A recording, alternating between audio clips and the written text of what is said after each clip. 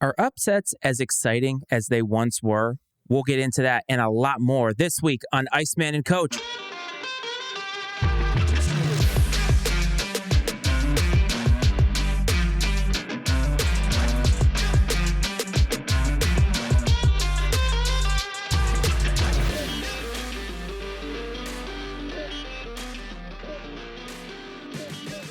What's up, everyone? Welcome back to another episode of Iceman and Coach. This is the Iceman, Matt Freites. That is the coach, Brad Powell. Brad, how you doing, buddy? Iceman, doing wonderful, man. Like the best weekend of the year in the sports world, in my opinion, is officially in the books, which has given us a ton to talk about. We had the opening round of March Madness. We had the NCAA wrestling tournament that happened. I didn't leave the house, man, all weekend. Like, no joke. I didn't go to the grocery store. I didn't go to the gas station. I didn't leave the house. I just parked my ass on the couch, watched as much sports, as much wrestling and basketball as I could manage, and enjoyed it. How about you, my friend? Is this a contractual obligation that you and your wife have, that this is something that you do every single year? Because I did have to leave the house this weekend as much as I wanted to just siphon in all of the madness from the entire weekend.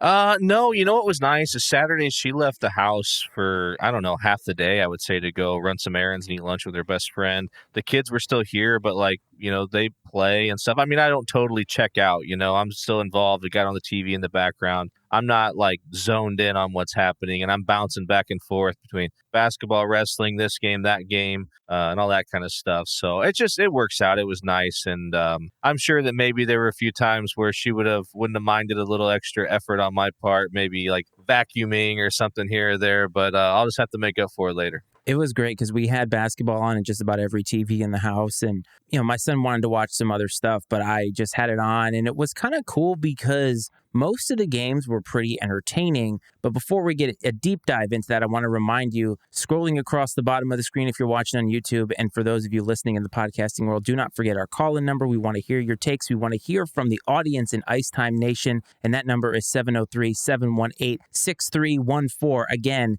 703-718-6314. And this was a great weekend, man. Thursday at 12 o'clock, I was super, super stoked. But I want to right a wrong from last week, because last week, or 2 weeks ago, I should say, I talked about how both Bradley and Virginia Tech seasons were over. And I forgot, and I really should be better than this, about the women's Final Four and women's college basketball. And I understand that women's basketball is not something that everybody watches, but the Virginia Tech women's basketball team this year has been objectively very, very good. They were a number 1 seed in the NCAA tournament, and they just went to their first Sweet 16 since 1999. And I have to give a shout out to the Lady Hokies, man. That is one hell of an achievement in a sport, college basketball for women, that has been dominated by a handful of schools over the last 20 years. Yeah, there hasn't been a lot of parity in women's college basketball at all. So it is nice to see some other programs work their way into the equation. And I mean, you can say what you want about how many fans they get and this and that. They're still playing against level competition. There's still, 18 to 22, 23-year-old women playing against other 18 to 23-year-old women.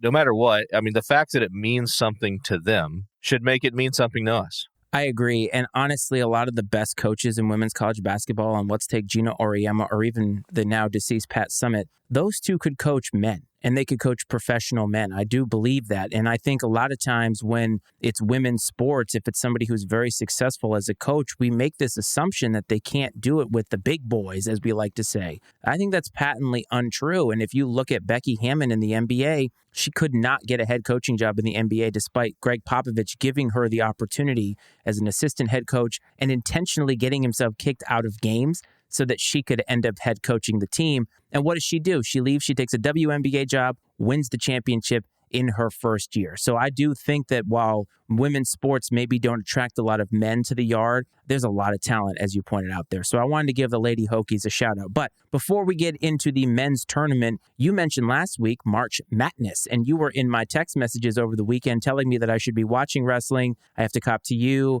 and everybody watching and listening to the show. I watched 0 seconds of wrestling. I'm sorry. I know that it means a lot to you. So I wanted to give you the floor here to educate people, dumb people like me, who maybe don't know anything about college wrestling or just wrestling in general, and why this is something that is exciting and maybe should be on more people's radars. Well, the one thing about wrestling, and real quick, that's so special, that's kind of always drawn me to it, is there's a lot of parallels, and people talk all the time. There's a lot of parallels between sports and real life, but wrestling, I feel like it's more prevalent than anywhere else because it's just you and one other person. There's nowhere to point the finger, and you're the only person that can do anything to improve your situation. In wrestling, because of its nature, you have to give essentially 100% of your effort 100% of the time that the match is happening. I mean, so I'm talking about every muscle in your body is fully engaged practically the entire time. If you let up for 1 second, that's an opportunity for your opponent to score points somehow. And to be able to do that, and at the college level, they wrestle for 7 minutes. It's 3 periods. The first period's 3 minutes. The second and third are 2 minutes.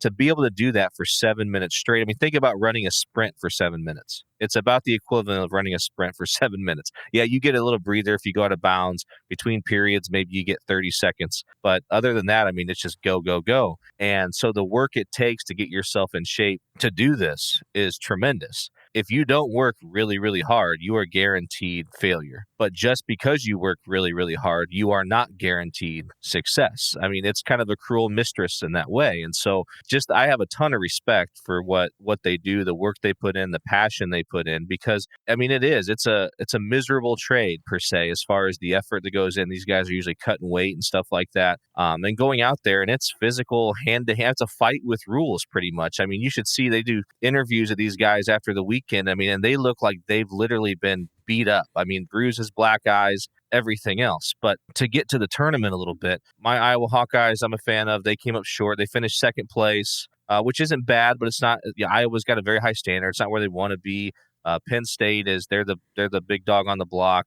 They've won. I can't tell you. I think 10 of the last 12 or something. I mean, they're very good. Cale Sanderson, their coach there, he's really got a good thing going. A dynasty, really, is what it is. Iowa's best wrestler at 125 pounds, Spencer Lee. He was a 3-time national champion coming into this tournament. He was the most sure thing if you had asked anyone to win his fourth. He was upset in the semifinals by a kid named Matt Ramos from Purdue, who's actually he went to high school in Illinois. He upset Spencer Lee in the semifinals, shocked the wrestling world, really. And then another one of my favorite things about wrestling is some of these obscure schools that you don't hear about in other sports are very successful in wrestling. Like Cornell, for example, from the Ivy League. They finished fourth as a team at nationals. They had 2 national champions, one of which named Yanni Diakomahalis he won his 4th consecutive title. So he's a 4-timer, which is has not happened too many times. So you see teams like that. Northern Iowa, who plays in Bradley's conference in basketball and is a mid-major, they're a top 20 program in the country in wrestling. University of Northern Colorado had a national champion. I don't even know what the hell else they do in Northern Colorado, but apparently they wrestle. So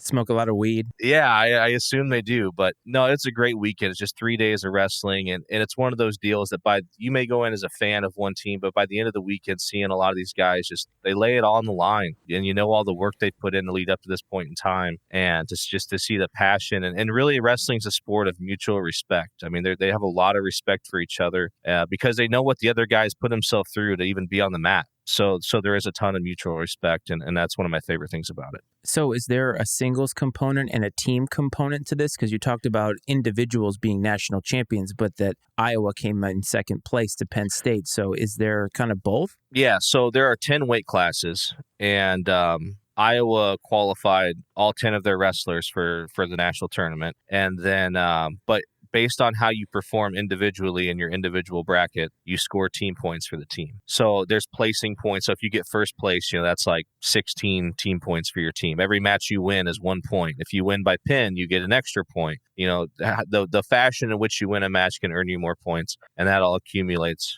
over the weekend and adds up to the team scores.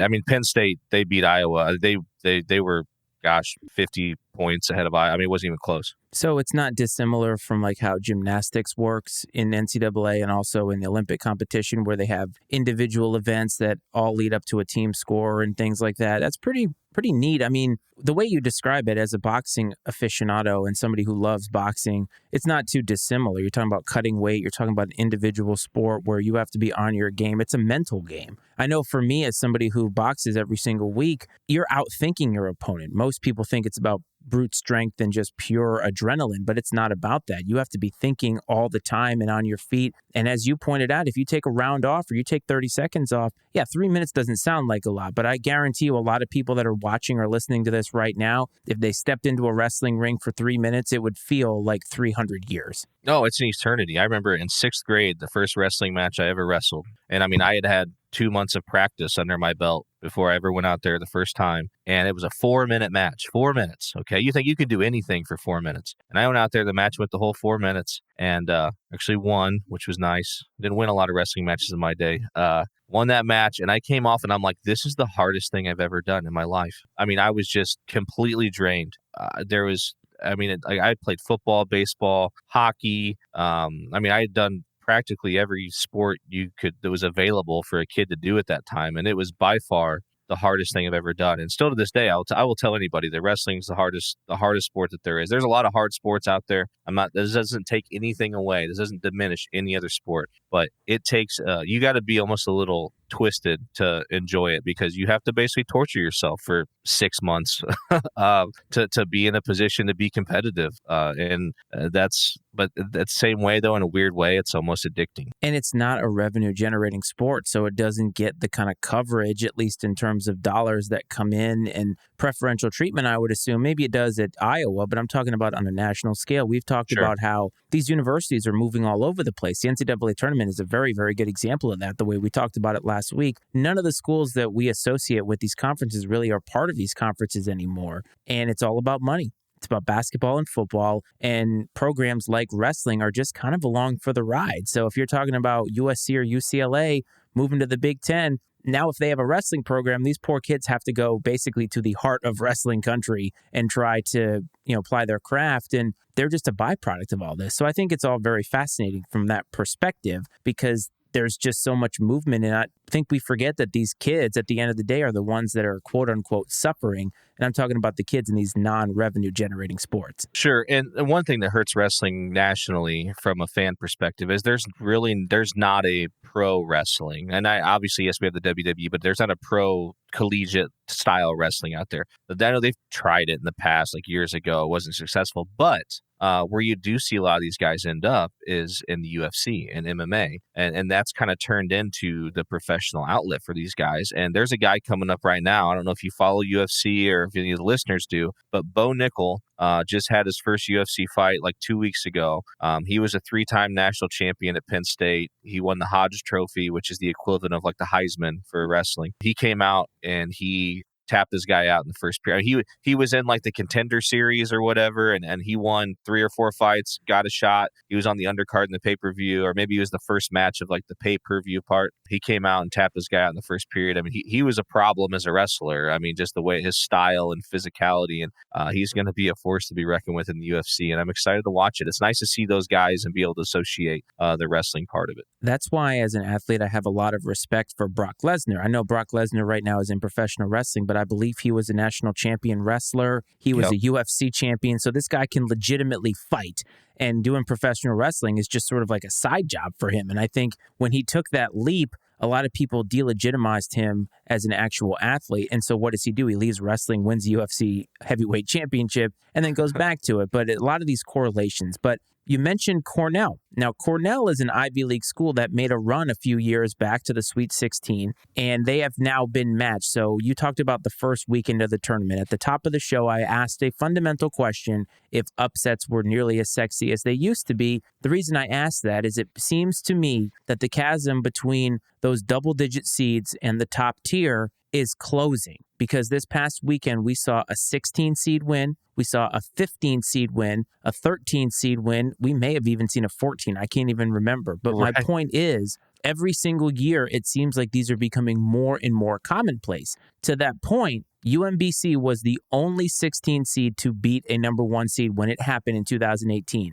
And 5 years later, Fairleigh Dickinson, FDU, does it again. 5 years is a very, very short amount of time. Do you think that chasm is becoming smaller, and the talent pool just as a overall product is getting better and better. And there's kids that are getting opportunities to go multiple places so that an FDU can have a moment like this. Yes, first of all, the upsets are wonderful. I don't think that the excitement of them is diminishing at all. If anything, it's more exciting because it used to be those 116 matchups, it was a foregone conclusion, and now it's a game you want to watch because we've seen it. I mean, and there were even a couple others that were somewhat close.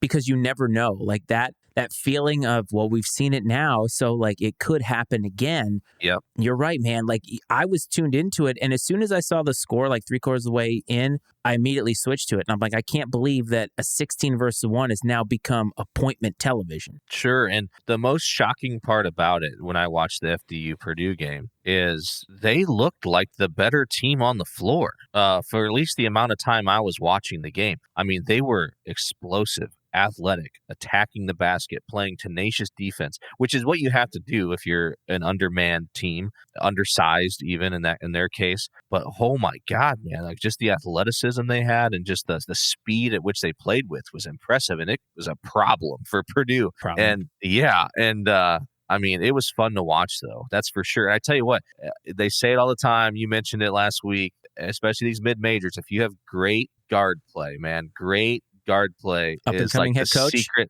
secret ingredient to success. But my fear coming out of these types of situations, and this kind of ties back into what we talked about with NCAA realignment. Part of me wonders if the blue bloods of the world, these Power 5, we'll call it Power 6 in basketball because you got the Big East, if this kind of stuff happening regularly is going to maybe speed up their want to isolate themselves from everyone else because, they feel like you're having these mid-majors come in and take what's theirs, take money out of the pot, keep them from winning national championships or competing for national championships.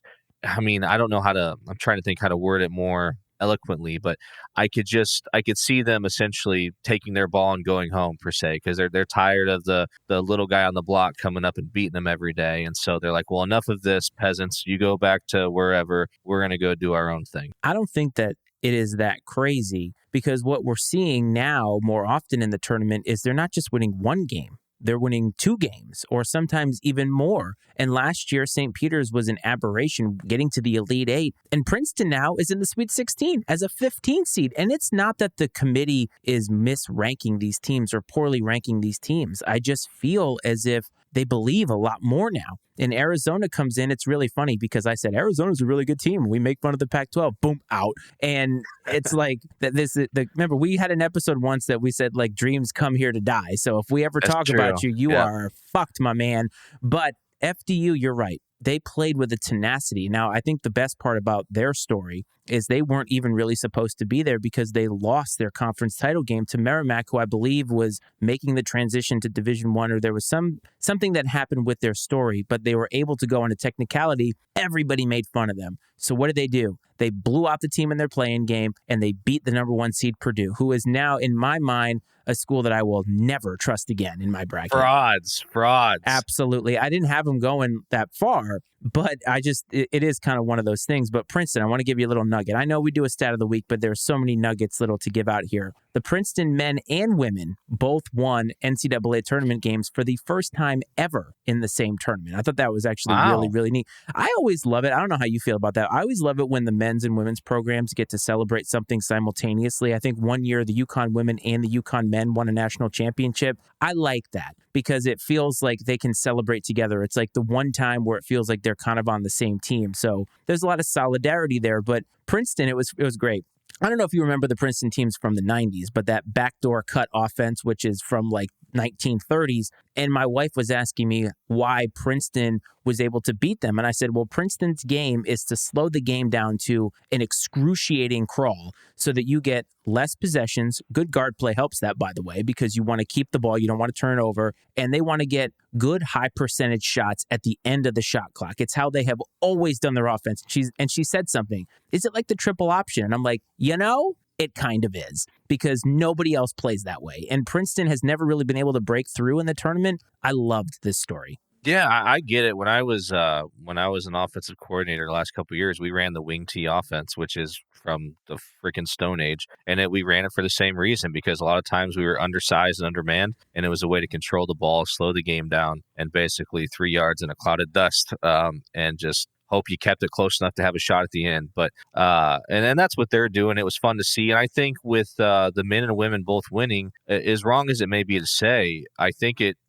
them winning simultaneously does elevate the spotlight on the women a little bit, just because it's an added storyline that's going to get thrown in there when they're talking about the men, and it's going to bring the women along, which is, people say, well, they should stay on their own, and they should, but you can't sit there and say that it's not going to raise the profile of it a little bit, because it absolutely will.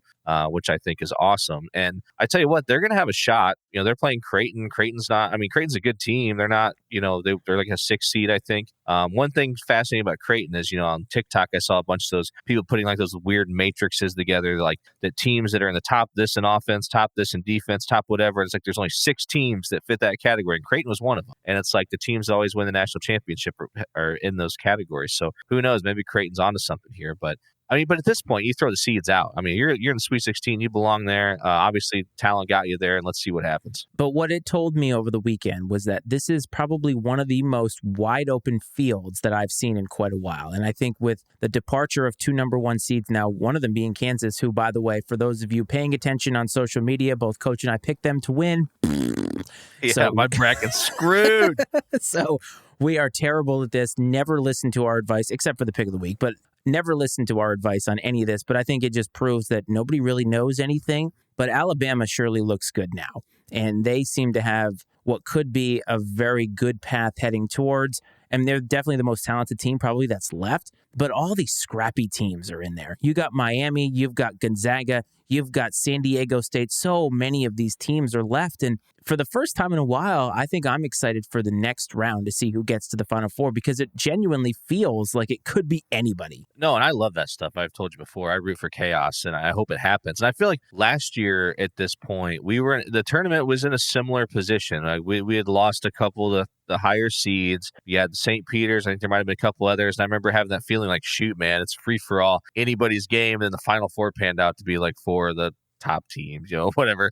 And I was like, just kind of disappointed a little bit. But no, I hope it happens. I think it's good for the casual fan for sure. I know that the Kansas and Duke fans of the world don't like it, but I think it's great. And it'll be interesting to see, man, because there's some really good matchups, some really intriguing matchups. I wouldn't want to play Miami right now. I think they're going to be a problem for Houston, and Michigan State and Kansas State matchup's going to be interesting too. Yeah, there's a lot of schools like that. We're going to get into that in a second, but I just want to give a shout out to the state of New Jersey, because now 2 straight NCAA tournaments. They have had St. Peter's, they had Princeton, and then they had FDU, which, by the way, is our boy Cleve's alma mater. So congrats to Cleve. He got to celebrate something. I'm not sure he's ever been able to celebrate anything in college basketball quite like that. And I had to tell him that they were winning.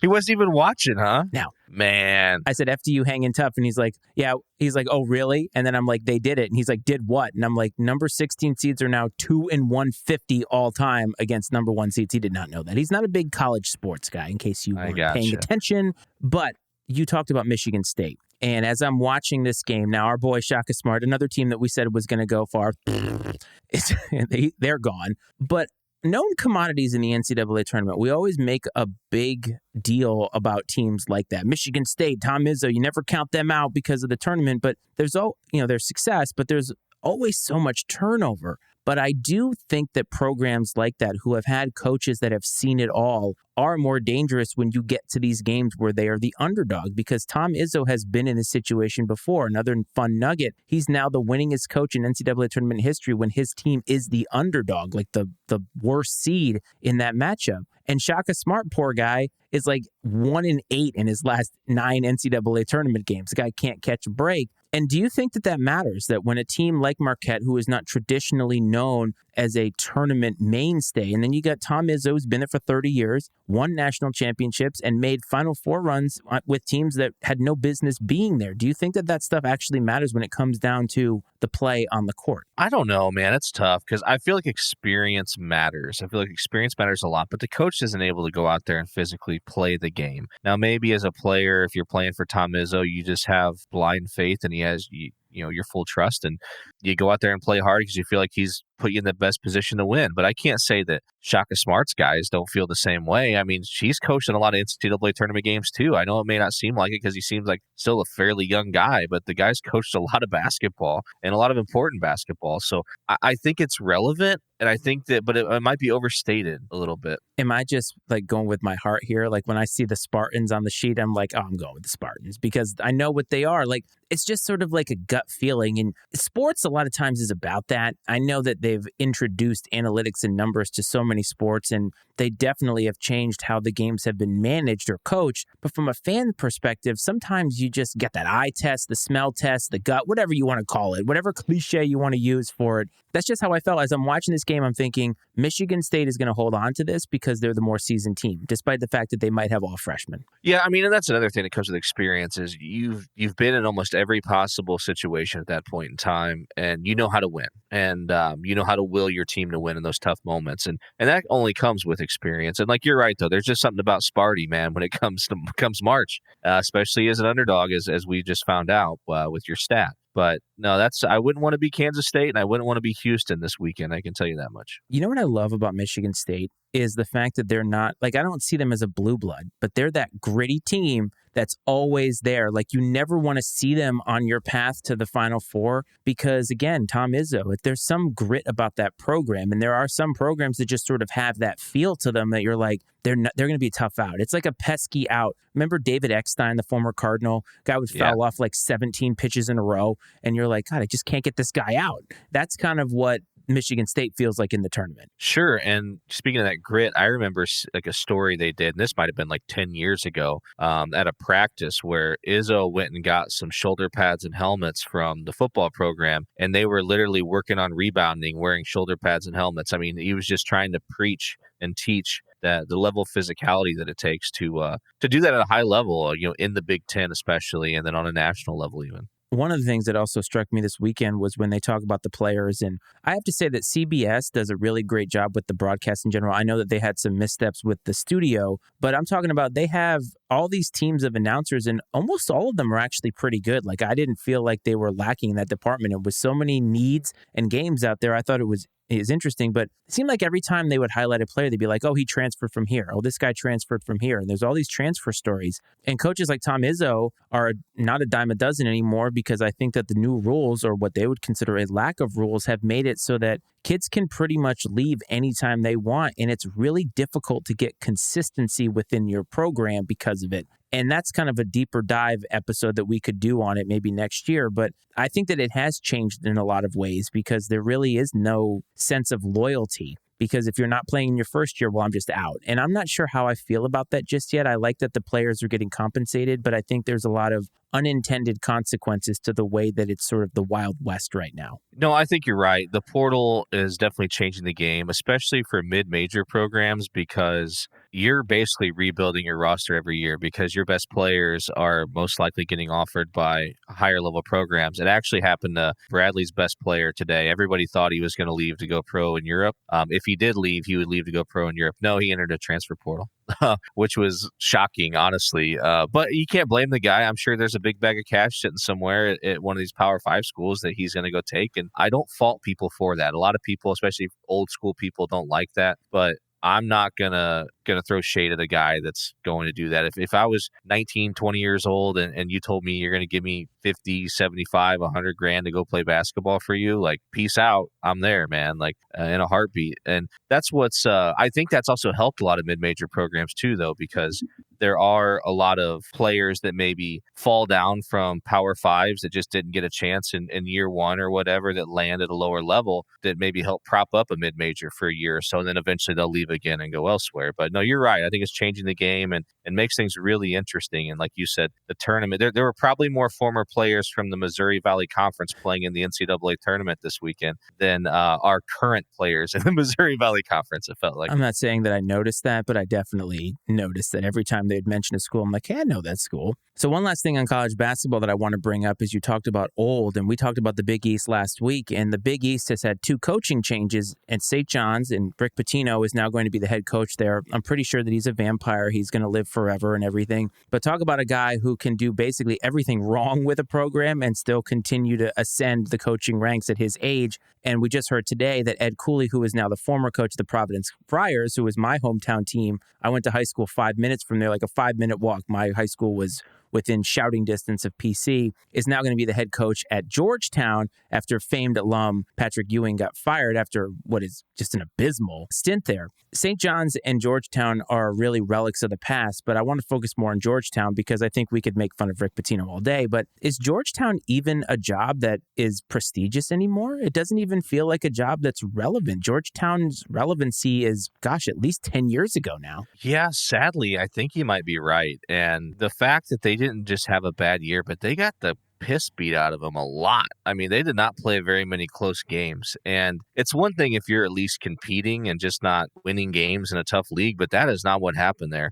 It's sad that one of their prodigal sons, Patrick Ewing, came back to basically put the nail in the coffin of what was once a proud program. I don't know if there is any resurrecting Georgetown. Maybe the fact that they are in the Big East and that they do have their history to sort of, I guess, call back to, but they definitely have some work to do there. It's going to be an uphill climb. Yeah, and a school like Georgetown gets sort of left in the cold with all this realignment because they don't have a football program to lean on. Their basketball team has been crappy for the last 10 years, and it's sad because Georgetown used to be a mainstay in the tournament, but I will say this, though. I think that Purdue might very, very, very rapidly becoming the new Georgetown. Because remember, Georgetown used to lose to 13s and 14s all the time in the tournament. You could never trust them except that one time that they went to the Final Four. Okay, so college basketball is continuing. We will be watching the NCAA tournament next week. I'm not going to make any picks anymore because my picks are stinky. Nothing went well with my bracket. And guess what? I told nobody else about it because nobody cares about my bracket. For any of you listening out there,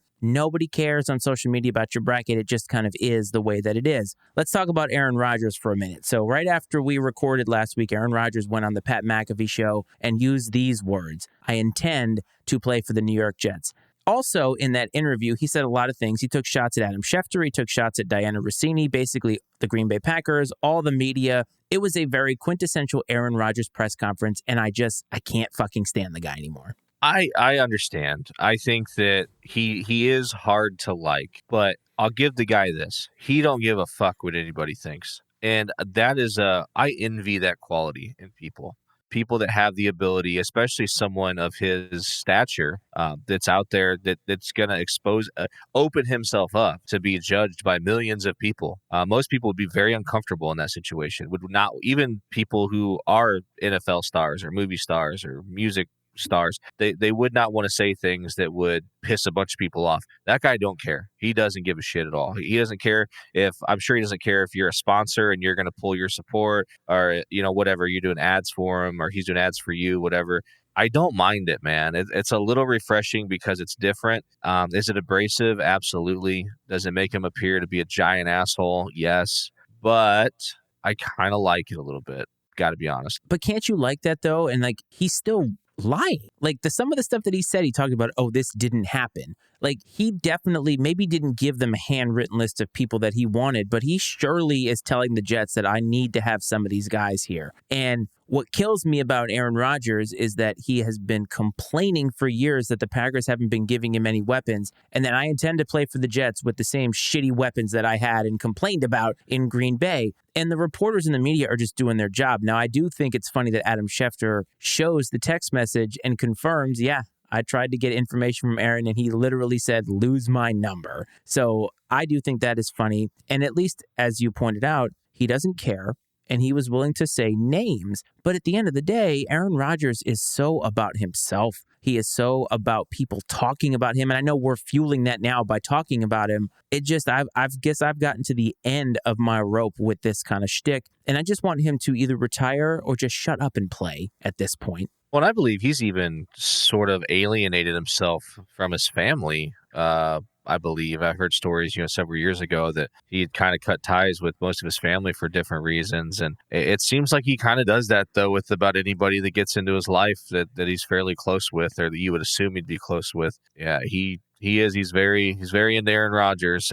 But you know what though? I think that qualities that make up him as a person that I don't know if you want to call it, if you want to say he has a chip on his shoulder, but that's also the same part of the same ingredients that go into making him a great competitor and a great quarterback. So now the New York Jets are hanging in the balance because they need to figure out this compensation. I'd like to think that they've already done that, but it's been almost a week now, and we've had no movement on this. And I feel like the longer it goes on, the worse it is for the Jets because they have no options after this.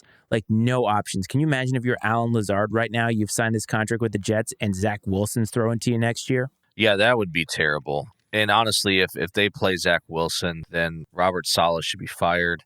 That guy should never take a snap in another NFL football game unless literally anyone else capable of playing the position has broken both of their legs. Oh, come on, man. You're really going to be that harsh on Zach Wilson? Yes, Mr. yes, I am. Come on. I'm a feeler. I've got feelings. I communicate, and you're like, never play again. Like, you're that's it?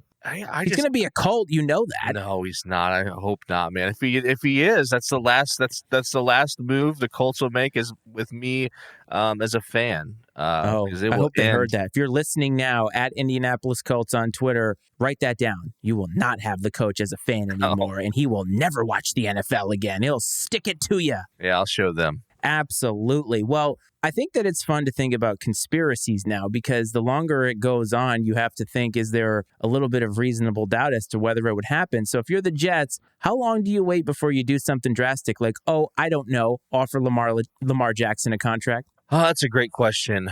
I don't know. I mean, I think it sounds like they've got all their eggs in the Rodgers basket. I haven't followed it super closely. I don't know if they'll get to a point where they're tired of waiting for him or figuring it out. It'll be interesting to see. And part of it's going to depend on what other suitors he thinks he has if things do fall through with the Jets. I don't know, man. I don't think, again, I told you, I'm not crazy. Lamar Jackson's great. I think if I'm in a win now mode and need to try to win a Super Bowl next year, though, I'm taking Aaron Rodgers over Lamar Jackson. Well, look, buddy, you're right now, your boy Colin Cowherd is saying that if the Jets don't get Aaron Rodgers, they should go after Mac Jones, which is just laugh out loud funny. Also, apparently the Patriots' private plane was in the vicinity of where Aaron Rodgers is right now. Can you imagine Bill Belichick swoops in and gets Aaron Rodgers, wins a Super Bowl, and the Jets are stuck with Zach Wilson, Mercedes Lewis, and Alan Lazard? Somebody better send a wellness check to Cleve's house if that happens, right? Oh, man. I just was like, this would be what would happen, right? Two savvy veterans, guys that people don't like because of their personalities, Bill Belichick and Aaron Rodgers, conspiring to screw over the New York Jets again. And this time he won't be sliding it through a cocktail napkin like he did with I'm leaving as the head coach of the New York Jets. That would be the coup of all coups. But I just am fascinated by the situation because of how long it is taking. But the other part that fascinates me is Pat McAfee. You and I love Pat McAfee. I think I might always love Pat McAfee as long as he doesn't do something stupid, basically. But as a personality, I really don't see how you can get any better than Pat McAfee. And clearly he has a friendship with Aaron Rodgers, and Aaron Rodgers did that man a solid. Over 1 million people watched on YouTube as Aaron Rodgers came on. That is incredible. Like, absolutely incredible. At one point, they had 500,000 people concurrently watching that show. Pat McAfee has built this empire that I'm jealous of. It's amazing to me, and it just has nowhere to go but up. No, it's tremendous. I love it. And one of my favorite parts about it is that he's basically brought all of his boys along for the ride. And that is that's perfect. And he really hasn't compromised who he is. And that's what's great about this podcasting space is you don't need anyone else really other than yourself to do this, which means you are beholden to no one other than yourself. You don't have to toe the company line for what some major media company or any of that stuff. And, Pat McAfee built himself up to a point where it was like, he could write his own check and say, well, hey, I know I'm not going to do this. I'm not going to do that. I mean, I'm not, he needs to be exactly who he is on those shows. And I love the fact that this podcasting space allows people like him to do that. It's fucking wonderful, man. It just blew my mind seeing the numbers and just seeing how successful he has been. And as a content creator in the sports space, it's hard not to want to emulate something like that because of how successful he has been and bringing your boys along. The thing is that his boys are also good at this. All of them have a talent for what they're doing, because I think a lot of times in podcasting, and if you're listening to this, inside podcasting is probably not something that you are too keen on listening to. A lot of people assume that content creation is easy. You've got a microphone, you have opinions, you just give them. How hard could it be? It's very, very difficult. And it's difficult to do it and gain traction. Pat McAfee was a punter. It's not like he was a quarterback. He wasn't a household name when he played for the Colts, Super Bowl champion or not. He is a household name because of the hard work he has done and the genuine personality that he has shown in this creator space. And you're right, he has basically written his own check. He's at the point now where he's going to have to start saying no to things because he's going to be a dad, and this conglomerate that he's making, this empire is just going to get larger. He can't do everything. And I'm just so fascinated and here for the ride. And I would love it if Pat would give us a call and take us along for the ride. Yeah, come on, Pat, let's do it. I mean, it's not, I mean, definitely, he was given the opportunity through, I think, the fact, one, he was a unique personality as a punter. People at least knew who he was and found him to be entertaining. I think he did weekly spots here and there on Bob and Tom's radio show, which also probably helped. And then at the point he retired and kind of broke off to do his own thing, he did a little stand-up comedy. I mean, I think he had a little bit of a head start compared to the guys like you and me. But we just need to find somebody, it don't even have to be the real Aaron Rodgers. Just some guy named Aaron Rodgers or someone that looks like Aaron Rodgers could come on as an imposter, and then maybe we can end up on his shit list. I'll take the discount double check guy before I take anybody else. Rodgers. We got to get Rodgers. Yes. I will 100% take that guy. Okay. So last week we talked about baseball again, and we tried to kind of stir the pot, maybe kick the hornet's nest of baseball diehards. We're not going to do that this time. We didn't get as much hate as we did last time. I got a little bit excited last week, overheated my camera. I want to stay in a zen place this time and talk about something real. So right now, we're obviously in the throes of spring training, and your mileage varies on whether you like spring training or not. I can't wait for opening day. Until it's here, I'm not really into baseball, but every 3 years, I believe, the World Baseball Classic takes place. And one of our new subscribers, shout out to all of our new subscribers, by the way, on YouTube, commented on a question that I had about your favorite day in sports, and they mentioned the WBC. And the WBC was created because, I don't know if you remember this, but baseball was taken out of the Olympics at one point, and they were trying to basically create a World Cup for baseball, something to give it a more legitimate feel on an international level. And it has sustained and it continues to grow.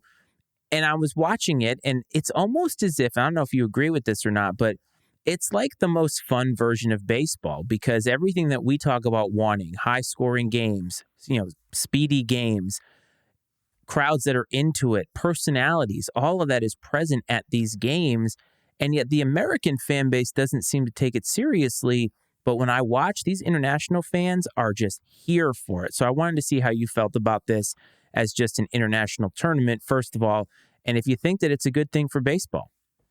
So from just do I think it's a good thing as an international tournament? What's very weird about us as a country is we, as a whole, like to sort of pound our chest and patriotism. America, we're better than everybody else, especially when it comes to these world events. But we're really crappy fans, though, of these world events. I mean, yes, I think people get into the Olympics when they do happen. But look at the World Cup, for example. Like, the World Cup does it better than any other world event out there, and it gets worldwide coverage. But even here in the States, I mean, yeah, there's people that tune in and watch, but it's still minuscule compared to what you're going to get in other areas of the world. So I don't know why that is. I think that maybe it's the fact that as Americans, we're kind of arrogant and just think that our professional leagues are better than what's happening worldwide or something. I don't know. I mean, it's a weird take, but no, stop it. Come on. I think these other countries, though, too, any opportunity they have to put themselves on display for the world, especially in a positive way, they get really excited about it. And especially if you're able to do it against a country like the United States, that's going to bring even more attention and pride to the table. So I admire it, man. I love the fandom. I love people that get passionate about things. It doesn't matter what it is, man. As long as it's obviously something that's within the bounds of the law. I mean, if you're passionate about something, I'm here for it, man. I'm all about it. Tell me about it. Tell me why you're passionate about it. Tell me why I should check it out myself. As far as the World Baseball Classic goes, is it good for baseball? I think it could be, but I don't think they embrace it the way they should. I mean, there's a lot of star players that don't play in it. Obviously, the timing of it, I think, isn't great, just because being right here with spring training and everything else. And what sucks though is it's almost the same thing as these all-star games and shit like that, where people don't want to participate because they're afraid they're going to get hurt in what they consider to be a meaningless game, and it's going to cost them potentially millions of dollars. And that's what sucks is sports, major sports in our country are big business, and it really takes away from what could be in some of these national tournaments per se, where in soccer, like they value the World Cup. A U.S. soccer player, I'm sure, values the World Cup more than they do the MLS. But Everybody does. yeah, but I mean, I think that if you were to ask most, whether it's basketball, baseball, a lot of these other sports, I mean, that don't have or that have their own pro leagues here that are big time, that are worldwide known leagues, I think that they'd value an NBA championship in some cases more than Olympic gold medal here and there. I mean, that's just my take on it. I wish it wasn't that way. I wish there was more pride in it, but I do love seeing it though from some of the other countries for sure. The thing about it, though, is when you look at the personalities on all these other teams, there is a lot of personality in baseball. And the American fan, because baseball takes place predominantly in this country, we, the American fans, kind of want to squash that. And we've talked about how the diehards want baseball to be this sort of prim and proper sport where you golf clap whenever something happens. And it has so much potential to be something more. Baseball is a unique sport. It's unlike anything else that is out there with all the different eccentricities within it. But all these personalities, the American fan wants it died down. No bat flipping because that's against the unwritten rules. No staring down a batter when you strike them out, stuff like that. And you see that stuff in the World Baseball Classic in the name of international competition, and the players are loving it, eating it up. I have seen Mike Trout have more fun in these games in the World Baseball Classic than he's probably going to have through the 162-game slog that is going to be the Angels' no doubt failed season because they can't get their shit together. The Americans are fielding a legitimately great baseball team. Like, there is a lot of American-made talent in this tournament, and we're missing out on all of it because we want to make baseball this sort of antiseptic thing. And I think the World Baseball Classic, I hope that it continues and grows. I mean, the amount of countries that are in it is vast. I mean, Israel has a team. Israel has a baseball team, and it's not a country that is associated with baseball. But baseball is truly an international game, and I think you're seeing that on display. I do agree, though, the timing. And Edwin Diaz, who is the closer for the New York Mets, injures himself celebrating with his teammates after a big win. And there's always going to be a debate about this. You can get injured at any time. He could have been injured in a spring training game and it wouldn't have mattered. But these professional teams have a lot of money riding on these guys. And how do you feel if you're a GM about one of your players playing in something like this when you know ultimately they may enjoy it, but from my business perspective, it's not a good thing? Oh, I think they hate it, man. No doubt. I mean, just their job is to put the talent on the field, right? And compete for championships. And if they're not doing that, they're not going to have their job for very long. So I imagine that they view it as, if you're going to do something else and risking injury, like you're messing with my job at that point in time. I think that's how a lot of people think of things, unfortunately. I know that the NHL has not sent players to the Olympics, especially for the U.S. team, because of where it happens and how it happens and the timing of it, and they want to preserve their product, and they're always going to run into it. I think that the long-standing nature of the World Cup has made it so that all these countries deeply care about it, and they're going to put their professional careers on hold. And these clubs, I think, are good with this because they know they're going to make a ton of money on the back end. But for a baseball team, like Edwin Diaz plays for the Mets. The Mets are in a large market. They're probably going to make a lot of money just from ad revenue and TV revenue alone. But imagine if the Marlins are sending Jazz Chisholm, who's like their only marketable player, and he gets hurt. Their only marketable player is now out for the season, and they already were going to have a tough time selling tickets, and now they have no attraction to sell tickets. And I think from a business perspective, you're probably very right about this. I mean, the Yankees don't allow any players to play. Aaron Judge is not on the U.S. team when he's probably one of the best U.S. hitters that we have. So I think it's only going to get worse now that we've seen injuries to these guys, and especially a high prominent closer for the Mets who could have been a make or break year for them. They spent a lot of money trying to win a World Series. Steve Cohen can't be happy with this at all. No, you're right. I think it's going to get worse, and that's unfortunate, though. I mean, and maybe it'll get like some of the other sports in the Olympics and things, where they'll start playing college players and things like that. But I mean, then you're still going to run into the whole deal of, well, do I risk getting injured and risk a pro career and everything else. It's sad, but I think it's just what it's become, being big business and a lot of money being involved. I can't say I blame them for viewing it the way that they do. It's in their own personal best interest in most cases, but I do as a fan, I wish it weren't that way. Yeah, and I might actually have to add World Baseball Classic to my sports bucket list. It looks like a lot of fun. And I'm not even talking about seeing the U.S. team, but man, like Puerto Rico, Dominican Republic, that was outstanding. The crowd was all over it. Or any of those Asian teams like Japan, man, those fans are amazing. Japanese baseball is so amazing. And yet we want to make it boring and prim and proper here. I don't understand it. Baseball fans, I love baseball. I wanted to continue to be a part of America's pastime and America's fabric. You're making it hard, man. Let them play. Let them be who they are. That's all that I am asking. And you know what? On that note, it's time for OTW.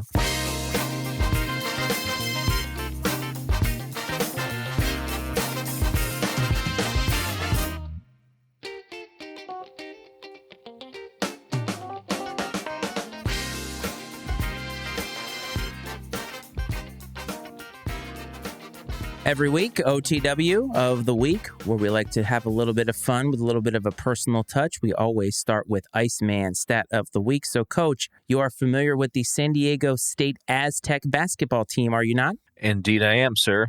And they defeated one of your teams this past week, which we will get to in your pick of the week. But the San Diego State Aztecs are now in the Sweet 16, and I was doing a little bit of research, listening to the Dan Le Batard show today, and Mike Schur, who is a writer for TV and movies, was on there, and he does a stat of the day every single day. And did you know the all-time assist leader for San Diego State basketball is none other than Major League Baseball Hall of Famer Tony Gwynn? Wow. It's funny. When you started going down that road, I'm like, Tony Gwynn, I bet it's Tony Gwynn. That's awesome, man. I love Tony Gwynn stats because Tony Gwynn stats are so unlike any other stat in baseball. When you look at his strikeout numbers and things like that, I think in 19 seasons straight, he struck out less times than the Yankees struck out last year or something like that. It's something crazy. And I think I sent you that and you said the game has changed. And I said, I think these stats highlight how much the game has changed. Sure. But you can add basketball star to his resume. It tickles me so much because San Diego State, obviously, they haven't had a lot of high prominent players. The other player that I think of is Marshall Faulk. I didn't know that Kawhi Leonard also played for San Diego State, so there's that. So Tony Gwynn, all-time assist leader for your San Diego State Aztecs. I just thought it was fun. It is fun, man. That's super fascinating. And it's cool to hear about like those dual sport guys. You don't see that very often anymore.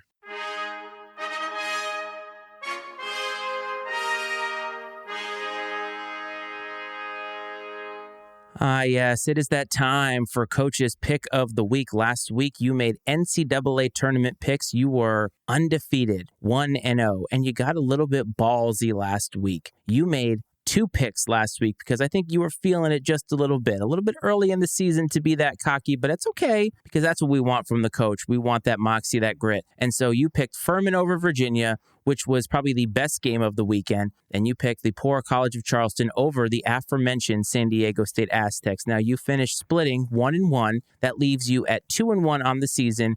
You have a winning record again. You didn't have a winning record at all the last time we did this throughout the entirety of that picking process. So now, Coach, please bless us with your next picketh of the week. Hear ye, peasants, old degenerate baseball fans and gamblers alike. We're going to get back on the winning trail this week, and we're going to visit a team we talked about earlier, and we're going to take them to be victorious as underdogs, as they've done so many times in the past. That's right. The Michigan State Spartans over the Kansas State Wildcats this weekend in Sweet 16 action to move on to the Elite Eight. Book it. Tom Izzo and Sparty over the Kansas State Wildcats from not Manhattan, New York, but Manhattan, Kansas. So let it be written, Coach. So let it be done.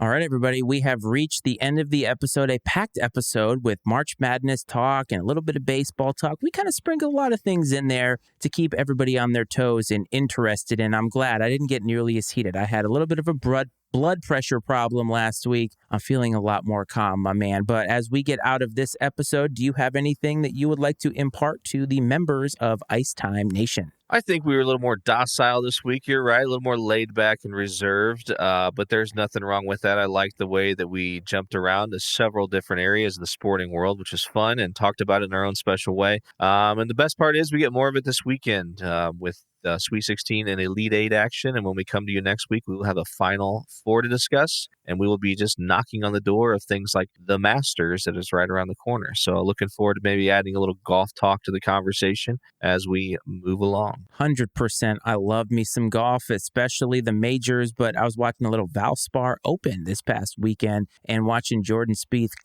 choke his way to a third place finish once again. I'm not necessarily hating on Jordan Spieth. It's just what happened in the match. But I do love watching golf. I know a lot of people think that golf is boring, but I love watching it because it's amazing to see people do something that I could never be that good at and just be so consistently consistent all the time. It's amazing. It's why Tiger Woods' run at the top there was one of the most unprecedented things I've ever seen. Yeah, I don't know if we'll ever see anything like that again, just because I think there's too much talent. I think that technology has advanced so much in the game of golf, it's really leveled the playing field. I've heard this chatter about them trying to mess with the ball and stuff like that, which is stupid, I think. But no, man, it's fun to watch, especially if you've played golf. If you think golf's boring and you've never played golf, go play one time, and you will never think golf is boring again. Like, you will instantly appreciate what those guys are able to do, and just like you said, with the consistency and accuracy that they're able to do it over and over again. And then once in a while, you'll see one of them duff one, and you'll be like, see, it even happens to them. Oh, it's amazing. When they hit a shot that's bad, they're just as bad as our shots. And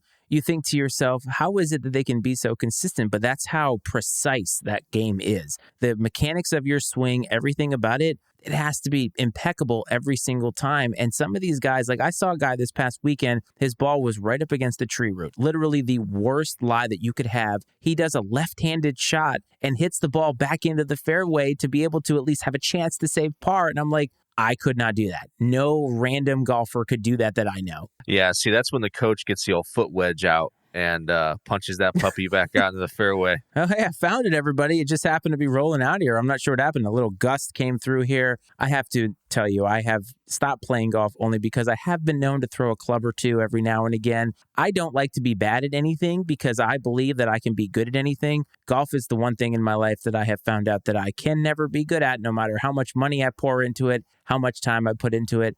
I'm just a shitty golfer. You know what, though? Most of us are, and that's what makes what those guys do every weekend so impressive. However, one of these days when we have the Iceman and Coach Open for charity, I will pull out the sticks. Coach and I will be in our golf carts making the rounds, doing a little glad handing. But until then, oh man, what a great week this was. I just had a really fun time. But I want to remind everybody a couple of things before we get you out of here. Please support the Pup Time Podcast wherever you find your podcast. They are all over the place. They do a lot of fun stuff, so check them out. They deserve your support. If you are watching on YouTube, do not forget to hit that like and subscribe button. Do not forget to visit the Matty Ice Media Network website, mattyicemedia.com, to find all the other podcasts that we have as a part of this network, such as Political Football and Fire Footwear. If you are listening on Apple and Spotify, do us a favor, hit that follow button, give us a few stars, ratings, even if it's to tell us that we suck. It's better than nothing. Coach, it was a lot of fun this week. I had a great time. Oh, and by the way, do not forget to call our number, 703-718-6314. Also, if you want to tell us how full of shit and crappy we are, please do so. We would love to hear it. The hate flowing through you into this week. Coach, it was a great time. As always, I hope this finds everybody safe, happy, healthy. And this is Iceman and Coach.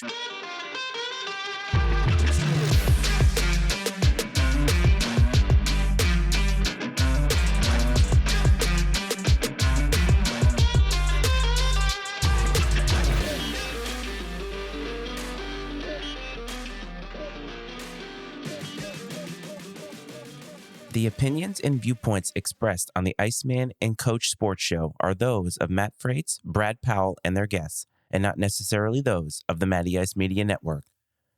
The Iceman and Coach Sports Show is exclusively owned by Matt Frates and Brad Powell and is brought to you by the Matty Ice Media Network.